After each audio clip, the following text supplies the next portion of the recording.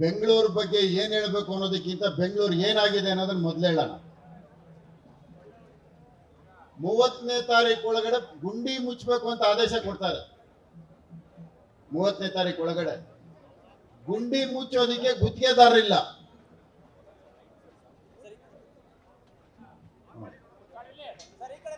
ಗುಂಡಿ ಮುಚ್ಚೋದಿಕ್ಕೆ ಸ್ನೇಹಿತರು ಗೋಪಾಲಯ್ಯನವರು ಬಂದಿದ್ದಾರೆ, ಅವ್ರಿಗೆ ನಾನೇ ಸ್ವಾಗತ ಮಾಡ್ತೇನೆ. ನರೇಂದ್ರ ಬಾಬು ಅವರು ಬಂದಿದ್ದಾರೆ.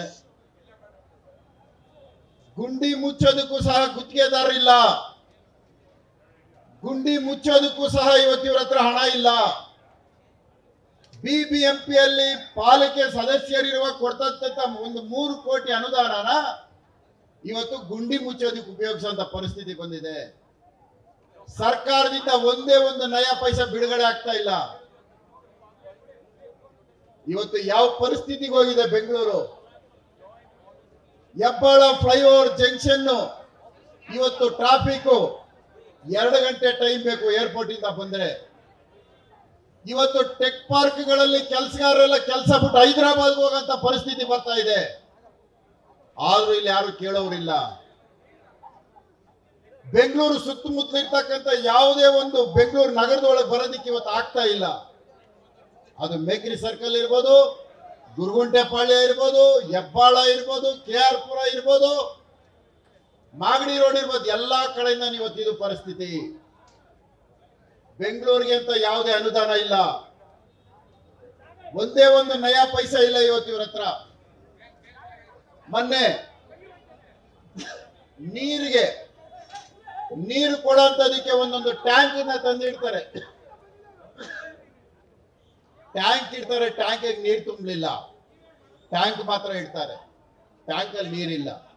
ಆ ಟ್ಯಾಂಕ್ ಮೇಲೆ ಒಂದು ಫೋಟೋ ಹಾಕ್ತಾರೆ, ಮುಖ್ಯಮಂತ್ರಿದು ಉಪಮುಖ್ಯಮಂತ್ರಿದು. ಜನ ನೀರಿಗೆ ಹೋದಂದ್ರೆ ನೀರಿಲ್ಲ. ಇದು ಇವರ ಪರಿಸ್ಥಿತಿ. ಬೆಂಗಳೂರಿನ ಜನರು 1 ವರ್ಷದ ಇವರು ದುರಾಡಳಿತನ ನೋಡಿ ಈ ಸಾರಿ ಲೋಕಸಭಾ ಚುನಾವಣೆಯಲ್ಲಿ ಬೆಂಗಳೂರಿನ 4 ಲೋಕಸಭಾ ಕ್ಷೇತ್ರಗಳು ನಾವು ಗೆಲ್ತಾ ಇದೀವಿ. ಅದಕ್ಕೆ ಉತ್ತರ ಈಗಲೇ ಕೊಟ್ಟಿದ್ದಾರೆ. ಇವ್ರಿಗೇನಾದ್ರೂ ಬೆಂಗಳೂರು ಮೇಲೆ ಕಾಳಜಿ ಇದ್ದಿದ್ರೆ ಇವತ್ತವರೆಗೂ ನಾವು ವಿರೋಧ ಪಕ್ಷದಲ್ಲಿ ಇಷ್ಟು ಜನ ಶಾಸಕರಿದ್ದೀವಿ, ಒಬ್ಬರನ್ನ ಒಂದು ಸಭೆ ಕರೆಯಕ್ ಆಗ್ತಾ ಇಲ್ಲ ಅವ್ರ ಕೈಯಲ್ಲಿ. ಯಾತಕ್ಕೆ ಸಭೆ ಕರೆಯಕ್ ಆಗ್ತಾ ಇಲ್ಲ ಅಂದ್ರೆ ನಮ್ಮ ಪ್ರಶ್ನೆಗಳಿಗೆ ಉತ್ತರ ಇಲ್ಲ. ನಾವು ಕೇಳ್ತೇವೆ ನೀವೇನು ಮಾಡಿದಿರಿ ಅಂತ, ಹೇಳಕ್ ಆಗ್ತಾ ಇಲ್ಲ. ಗುತ್ತಿಗೆದಾರರಿಗೆ ಫಸ್ಟ್ 50% ಕೊಡ್ತಾರೆ. 50% ಕೊಟ್ಮೇಲೆ ಅವನು ಅದರಲ್ಲಿ ಉಳಿದಿದ್ದನ್ನು ತಗೊಂಡೋಗಿ ಕೊಡಬೇಕು. ಆಮೇಲೆ 25%, ಆಮೇಲೆ ಮತ್ತೆ ಅದನ್ನಲ್ಲಿ ತಗೊಂಡೋಗಿ ಕೊಡ್ಬೇಕು.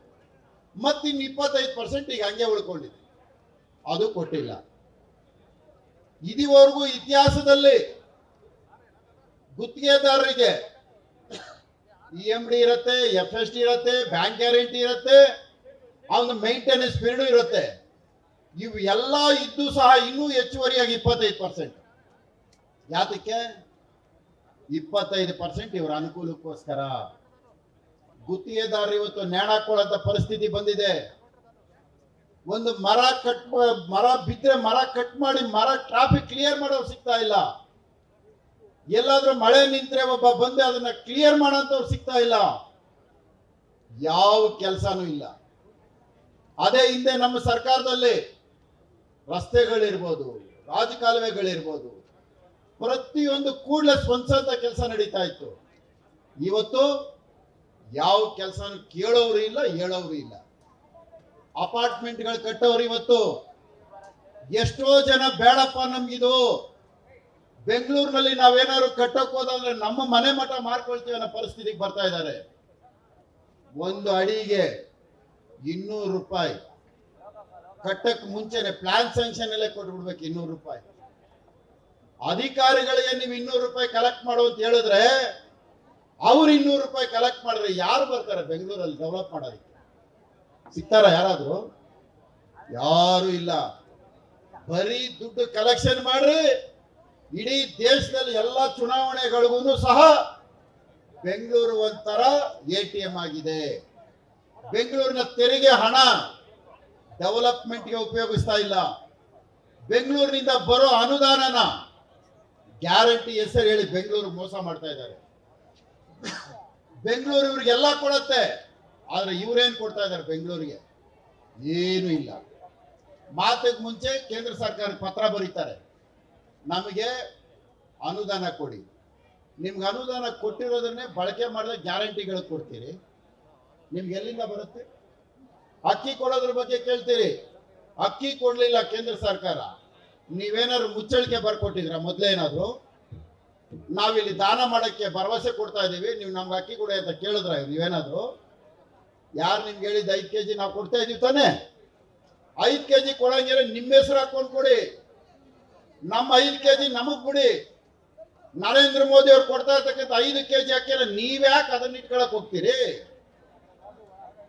10 kg ಅಂತೀರಿ. ಎಲ್ಲೈತೆ 10 kg ನೀವು ಕೊಡ್ತಾ ಇರೋದು? 5 kg ನಮ್ದು. ನಮ್ಮ ನರೇಂದ್ರ ಮೋದಿ ಅವರು ಇಡೀ ದೇಶಕ್ಕೆ ಕೊಡ್ತಾ ಇದ್ದಾರೆ, ಅದನ್ನ ನೀವು ನಿಮ್ ಫೋಟೋ ಹಾಕಂತ ಇದ್ದೀರಿ. ನಿಮ್ ಫೋಟೋ ಹಾಕಂತ ಇದ್ದೀರಾ ಇಲ್ವಾ? ಹೇಳ್ರಿ ನೀವು. 5 kg ಮಾತ್ರ ನಾವು ಕೊಡ್ತಾ ಇರೋದು ಅಂತ ಹೇಳ್ರಿ. ಆಮೇಲೆ ಮೊನ್ನೆ ಮಾತಾಡಿದ್ರು, ಅಕ್ಕಿ ನಾವು ಕೊಡ್ತಾ ಇರೋದು ಯಾವ್ದು ಅಕ್ಷತೆಗಲ್ವಾ? ಅಕ್ಷತೆಗೆ ಅಕ್ಕಿ ಏನೋ ಹೇಳಿದ್ರಲ್ಲ, ಆ ಅಕ್ಷತೆ ಅಕ್ಕಿನೂ ಸಹ ನರೇಂದ್ರ ಮೋದಿ ಅವ್ರದ್ದು.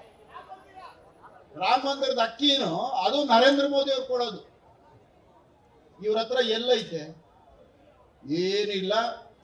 ಆ ಚೆಂಬು ಇಟ್ಕೊಂಡು ಓಡಾಡ್ತಾರಲ್ಲ, ನಿಜವಾಗ್ಲೂ ಚೆಂಬು ಬೆಂಗಳೂರು ಜನಕ್ಕೆ ಕೊಟ್ಟಿರೋದು. ಇವ್ ಚೆಂಬುನ ಕರೆಕ್ಟ್ ಆಗಿದೆ. ಆ ಸಿದ್ದರಾಮಯ್ಯನವರು ಚೆಂಬು ಇಟ್ಕೊಂಡು ಸುತ್ತಾ ಇದ್ರು, ಅದು ಕರೆಕ್ಟ್ ಆಗಿ ಮಾಡೋರೆ. ಬೆಂಗಳೂರು ನಗರಕ್ಕೆ 60% ಟ್ಯಾಕ್ಸ್ ಕಲೆಕ್ಟ್ ಮಾಡೋರಿಗೆ ಚೆಂಬು ಕೊಟ್ಟವ್ರೆ.